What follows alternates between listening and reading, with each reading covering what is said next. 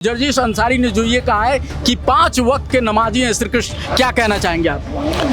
वह मूर्ख को ये नहीं पता है कि रामायण काल से लेके महाभारत काल से लेके कहीं इस्लाम था ही नहीं।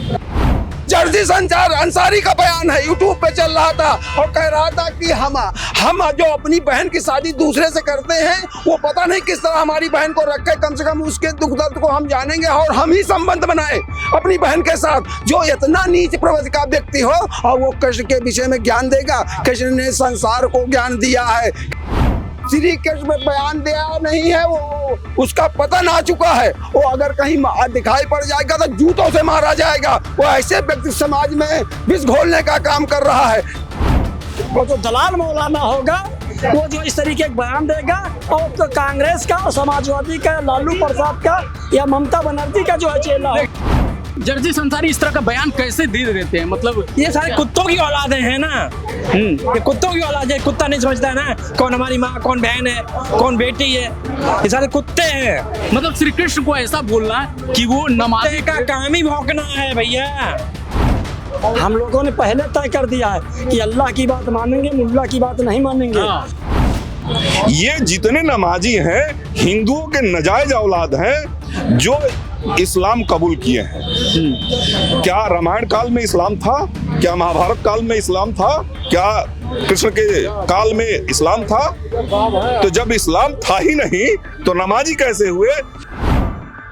सनातन पे अंगुली उठाने की किसी की हैसियत नहीं। जर्जिश जैसे लोगों को ये जनता पिछवाड़े पर लात मार के भगाएगी, इस्लाम का कहीं पता नहीं चलेगा। ये मुसलमान नमाजी अपने बहन बेटियों से ये संबंध बनाते हैं तो जानवर में और इनमें कोई फर्क नहीं है। श्री कृष्ण जन्मभूमि विवाद के बीच जर्जिश अंसारी जो मौलाना है उनका एक बयान तेजी से वायरल हो रहा है जिसमें उन्होंने कहा है कि भगवान श्री कृष्ण 5 वक्त के नमाजी हैं। यही नहीं, एक और बयान इसमें आया है कि जो इस्लाम धर्म है वो सिर्फ मुस्लिमों का नहीं बल्कि हिंदुओं का धर्म है। और इसके बाद से, इस विवादित बयान के बाद से पूरी तरह से गुस्सा फूटा हुआ है। जो भी हिंदू लोग हैं वो इस पे बहुत ही गुस्से में है। मैं इस समय लखनऊ के दारुल शफा में हूँ। सीधे मैं जानना चाहता हूँ जर्जिश अंसारी ने जो ये कहा है कि 5 वक्त के नमाजी हैं श्री कृष्ण, क्या कहना चाहेंगे आप? वह मूर्ख को ये नहीं पता है कि रामायण काल से लेके महाभारत काल से लेके कहीं इस्लाम था ही नहीं। निश्चित रूप से रामायण काल से लेकर 2 प्रजातियां थी, एक देव थे, एक दैत्य थे। तो जो कह रहा है कि इस्लाम से ही है तो वो थोड़ा सा उल्टा कह रहा है। वो कह रहे हैं कि श्री कृष्ण नमाजी थे। हाँ, नमाजी इस्लाम, नमाजी मतलब इस्लाम, तो वो ठीक कह रहा है लेकिन थोड़ा सा उसको उल्टा कह रहा है। ये जितने नमाजी हैं हिंदुओं के नाजायज औलाद हैं जो इस्लाम कबूल किए हैं। क्या रामायण काल में इस्लाम था? क्या महाभारत काल में इस्लाम था? क्या कृष्ण के काल में इस्लाम था? तो जब इस्लाम था ही नहीं तो नमाजी कैसे हुए? ये जैसे रामायण काल में या महाभारत काल में दैत्यों का नाश करने के लिए उनको तीर धनुष का प्रयोग किया जाता था, उसी तरह इनके पिछवाड़े पे मारने की जरूरत है। आपको लग रहा है कि साजिश के तहत ये बयान दिया गया है? ये धर्म उन्माद फैलाने के लिए, देश का माहौल बिगाड़ने के लिए, भारतीय जनता पार्टी को बदनाम करने के लिए, सनातन को बदनाम करने के लिए पता नहीं कुछ भी कह डालेंगे सब। तो निश्चित रूप से ऐसे बोलने वाले के पिछवाड़े पे जनता लात मारती है, पिछवाड़े पे ये समाज लात मारता है और सनातन पे अंगुली उठाने की किसी की हैसियत नहीं। जर्जिश जैसे लोगों को ये जनता पिछवाड़े पर लात मार के भगाएगी, इस्लाम का कहीं पता नहीं चलेगा। जर्जिश अंसारी कह रहे हैं कि श्री कृष्ण 5 वक्त के नमाजी हैं, क्या कहना चाहेंगे? वो ना नमाजी मुसलमान है और ना वो हिंदू है। हिंदुओं के विषय में कैसे कह सकता है? और राक्षस प्रवृत्ति का व्यक्ति और राक्षस योनि में पैदा हुआ जो व्यक्ति ये कह सकता है कि मैं अपनी हमारे समाज के लोग किसी दूसरे के यहाँ शादी ना करे, भाई बहन आपस में शादी कर ले और संबंध बनाए। जिस व्यक्ति की इतनी घटिया सोच हो, वो उसके कई यूट्यूब चैनल पे वो कह रहा था कि ये हमारा समाज बेवकूफ है जो शादी कर देता है, हमसे ज्यादा हमारी बहन को कौन जानेगा। अच्छा, जर्जिस अंसारी का बयान है, यूट्यूब पे चल रहा था और कह रहा था कि हम जो अपनी बहन की शादी दूसरे से करते हैं, वो पता नहीं किस तरह हमारी बहन को रख के कम से कम उसके दुख दर्द को हम जानेंगे और हम ही संबंध बनाए अपनी बहन के साथ। जो इतना नीच प्रवृत्ति का व्यक्ति हो और वो कृष्ण के विषय में ज्ञान देगा। कृष्ण ने संसार को ज्ञान दिया है, कृष्ण ने विश्व को ज्ञान दिया है। अभी ये इसका जो इस्लाम का प्रचार 1400 वर्ष पहले आया है और ये तो अनंत काल से थे 5000 साजिश के तहत इस तरह का बयान दिया साजिश नहीं, वो राक्षस प्रवृत्ति का व्यक्ति। राक्षस जब पहले होते थे ना, उसी टाइम में मुसलमानों में कुछ राक्षस प्रवृत्ति के लोग हैं जो असुर टाइप के लोग हैं, वो इसी तरह का सामाजिक सौहार्द बिगाड़ने के लिए वो किसी को कुछ कह सकते हैं।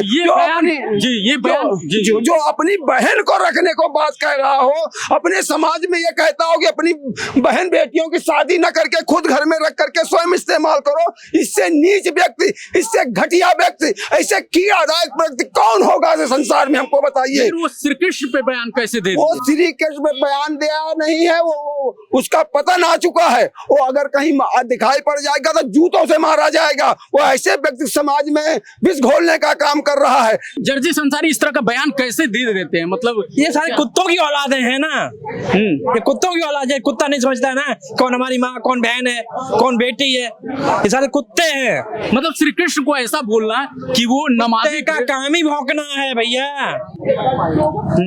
कुत्ते का काम भौंकना है। जब भौंकता तो है इस पे लगाम कैसे लग सकती है? कैसे लगाम लग सकती है? कुत्ते का भौंकने मतलब है जूते से मारे जाएंगे, डंडे से पिछवाड़े कैसे इस तरह के लोगों पे लगाम कैसे लग सकती है जो श्री कृष्ण को, हमारे आराध्य राम को इस तरह से बदनाम करे, इस तरह से बोले? देखिए, ऐसे बयान देने वाले आप देखे होंगे, जानवर जिस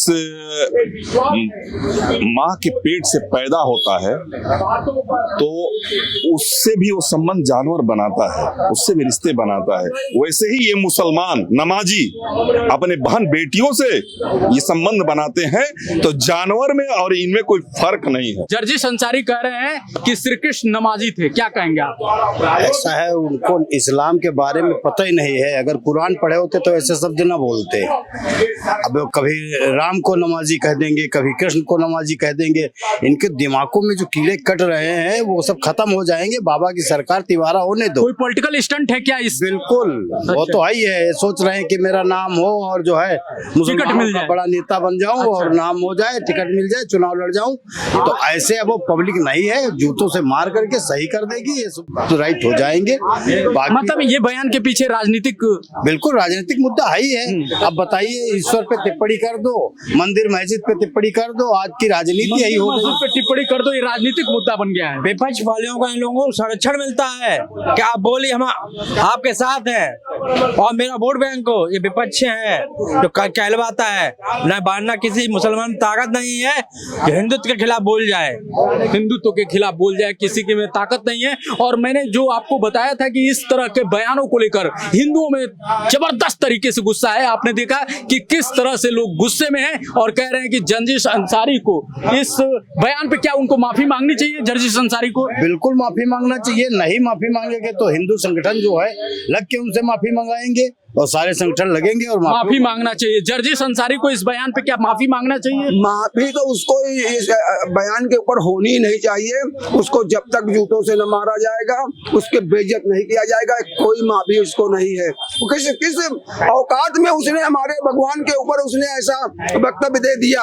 अभी अगर कहीं शायद कोई पार्टी बोलने को तैयार नहीं है, न समाजवादी न कांग्रेस के नेता, सब चुप्पी साधे बैठे हुए मुस्लिम तुष्टीकरण के नीति में। अगर कोई अभी उनके अल्लाह के ऊपर बोल दिया होता तो सर कलम करने का, सर जो तन से सिवा करने का भी फतवा जारी हो गया होता। तो आज हम फतवा हिंदू समाज से जारी कर रहा हूँ कि अगर तुमको अपने अस्मिता, अपने भगवान, अपने उनको चिन्हों को बचाए रखना, फतवा जारी कर रहा हूँ, फतवा जारी कर रहा हूँ मैं अपने हिंदू समाज से। अगर ये जिसके शहर में दिखाई पड़े वहाँ के दो चार युवा अगर मर भी जाते हैं इसको मारने में, तो उनको शहीद का दर्जा दिया जाएगा। लेकिन ऐसे कुकृत्य व्यक्ति को। ये गुस्सा देख लीजिए, गुस्सा देखिए किस तरह से फतवा जारी कर रहे हैं और कह रहे हैं कि केवल माफी से काम नहीं चलेगा। ये गुस्सा है, लोगों के अंदर इस समय गुस्सा है। एक और साथी है जर्जिश अंसारी, कह रहे हैं कि 5 वक्त के नमाजी हैं श्री कृष्ण, क्या कहेंगे? देखिए, इसकी हम घोर निंदा करते हैं और जर्जिश अंसारी को ऐसे बयान न देना चाहिए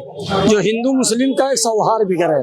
रहा दूसरी बात, आप तो खुद मुस्लिम हैं, आप बता सकते हैं क्या वास्तव में वो नमाज पढ़ते थे श्री कृष्ण? ये तो हम नहीं कह सकते हैं।